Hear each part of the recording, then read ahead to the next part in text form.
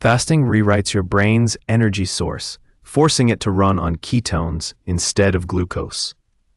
But what if this metabolic switch could be a double-edged sword, potentially enhancing focus in some, while triggering neurological imbalances in others? Dive into the complex neuroscience of fasting and discover what it means for your brain. So, when you fast, your brain starts using ketones instead of glucose. Glucose is normally the brain's favorite fuel, kind of like gasoline for a car. But when you don't eat for a while, your body starts making ketones from stored fat. These ketones become an alternative fuel source for the brain. Now, ketones can affect the brain differently than glucose. Some studies suggest that ketones can help improve focus, memory, and even protect brain cells. This might be because ketones are a cleaner fuel source, producing less harmful byproducts compared to glucose. However, for some people, this switch to ketones might not be so smooth. It could potentially lead to neurological imbalances or other issues. Everyone's brain responds differently. Fasting also kicks off some important processes at the cellular level. One of these is called autophagy, which is like a cellular cleaning system. It helps remove damaged parts from cells and recycle them.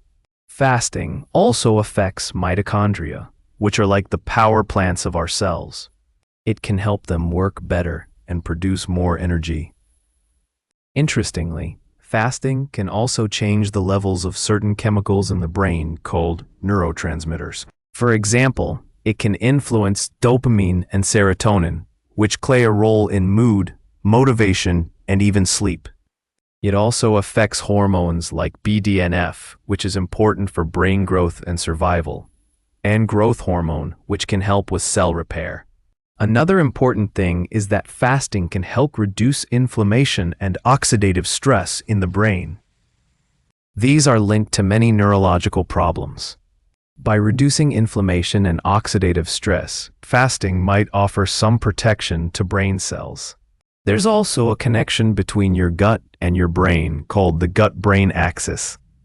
When you fast, it can change the balance of bacteria in your gut. These bacteria can produce substances called short-chain fatty acids, like butyrate.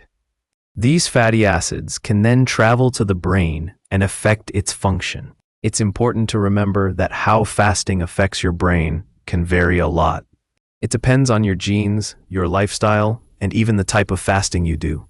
Some people might do intermittent fasting, where they only eat during certain hours of the day.